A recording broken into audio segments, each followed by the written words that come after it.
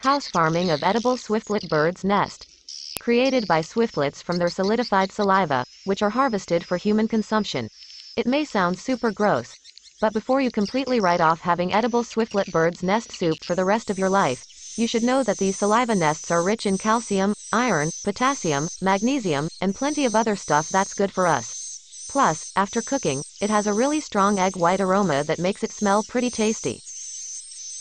House farming of swiftlets in Indonesia began in the 1805, and the industry has considerably developed since then.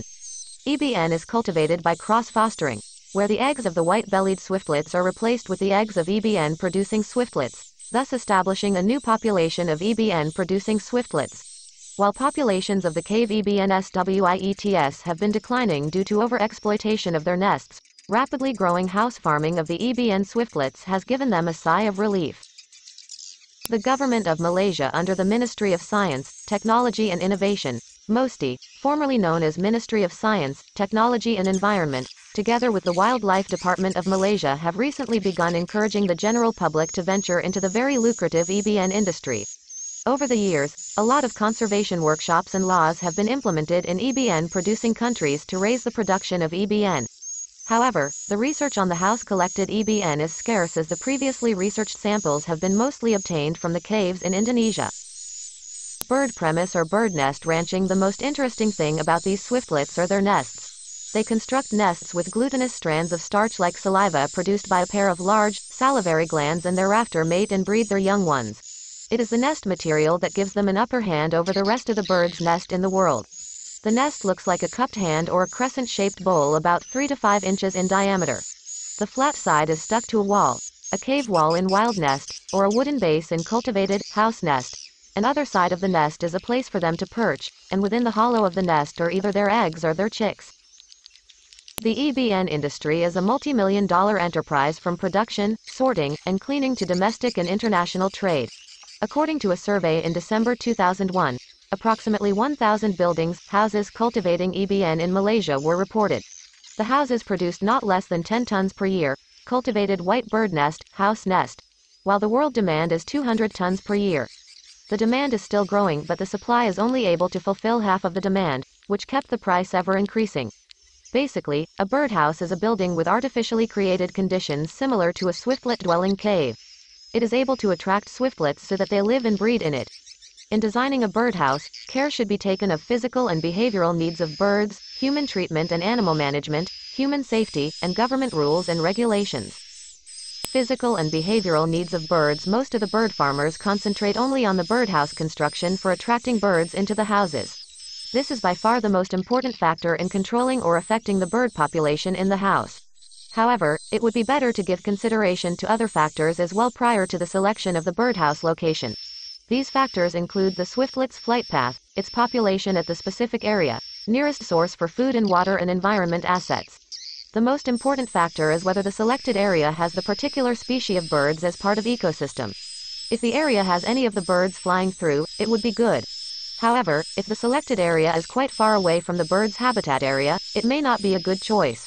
Furthermore, the birds can be attracted to the birdhouse by using a special bird recording sound.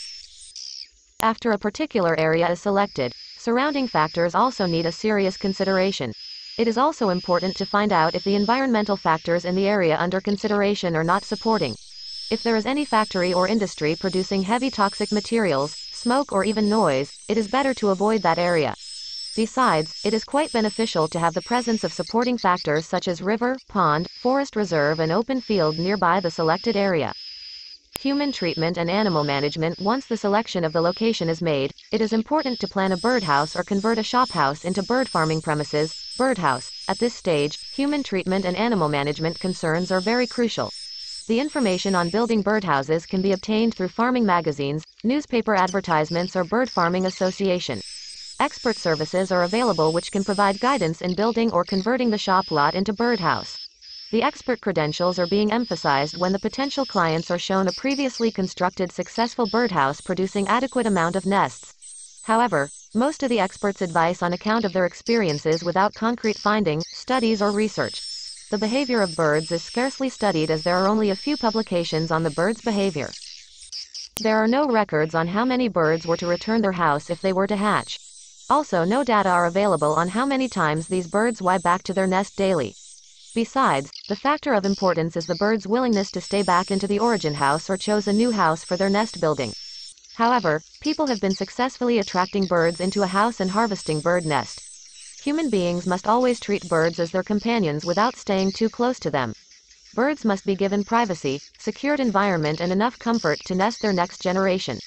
Environmental guidelines should be followed while applying pesticides and treating the waste of birds. Besides, a great deal of efforts is often required in maintaining the integrity of the nests. One of the most serious risks associated with birds' life in the birdhouse is the theft of their nests. The thief breaks into the birdhouse and harvests the nests on behalf of the owners. It is a very cruel and off-human act to steal nests from the house, as the thief never considers the life of the chicks and eggs in the nest and just drops them on the floor, making this helpless creature to die slowly and with a great deal of torture. Therefore, the birdhouse owners must consider the security structure and system to secure their wealth and also their wealth-creating partners, the Swiftlets. Human safety and government rules and regulation. There has never been so much emphasis on human safety during nest cultivation. This has totally been a neglected fact in the pursuit for maximum profit. Although surveillance tests conducted by the Department of Veterinary Services from the year 2000 have shown negative results for Newcastle disease, avian influenza or bird flu H5N1, there is still risk of getting this viruses. There is a misconception that these birds do not share the same water source with other birds or animals. In reality, they take water from ponds and rivers by flying low on the water surface and occasionally scooping up a sip of liquid. This is particularly true during hot weather and after a long draft. Therefore, it would be wise to take precautions while making entry and exit from the birdhouse by putting up safety devices to ensure such viruses and other pesticides do not enter or exit from the birdhouse. There should be contingency plans in the event of an outbreak to segregate people from the birds. However, till now, there is yet to find any example of this setup in any of the birdhouses in Malaysia, Thailand, or Indonesia or anywhere else in the world.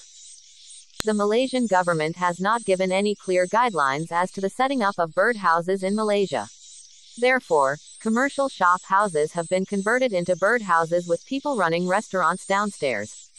Some of the birdhouse have residents who live there to safeguard their asset. The establishment of birdhouses in a residential area might have associated health risks. There are no guidelines and regulations available whether or not bird farming can be done in housing or in the middle of the town center. Care needs to be taken of the children who are sick and coughing when such premises are built around your area. However, the only guideline published by one of the government agencies has discussed noise pollution and the ugly structure leaving the township, an eyesore. Swiftlet's Eco Park by Bio Research Center is the one particular development where specific areas and premises were selected to build and farm swiftlets. It is the first and the only one in Malaysia which the government has approved so far. This is an opportunity for all the potential bird farmers to buy one of these premises and start cultivating birds' nests without worrying about the rules and regulations and other annoying factors. Economic factors of a birdhouse to go into the nest business: choose a good location, build a house, install all necessary facilities to attract birds and start harvesting. All these processes need an investment ranging from $300,000 to $500,000 depending on the location and size of the building. This investment will generate a good and progressive income over the years, while the owner maintains his full-time job. This business can be done by everyone. Suppose by having a harvest of 110 to 130 nests that make up to L kilogram of the market price of $4,000 to $6,000 every month after 1 or 2 years. The investment will increase by 30 to 100% where most of the cases are. That is why this is the business of what everyone is talking about.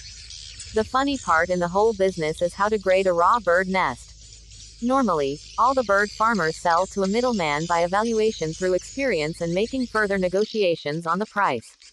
They evaluate the size, color, impurity, bird's feather, and shape, straight or angle, but have little concern on moisture, integrity, pesticide or heavy metal content.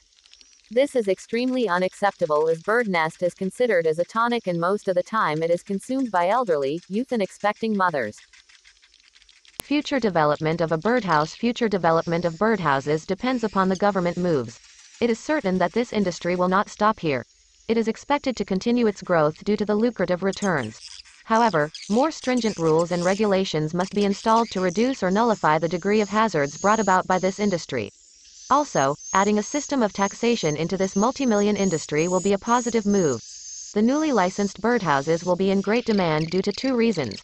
One of the reasons is that the shophouses converted into birdhouses are off welcoming by the public, and the other is the stress of the fear that government may start demolishing the previously established shophouses sometime in the future.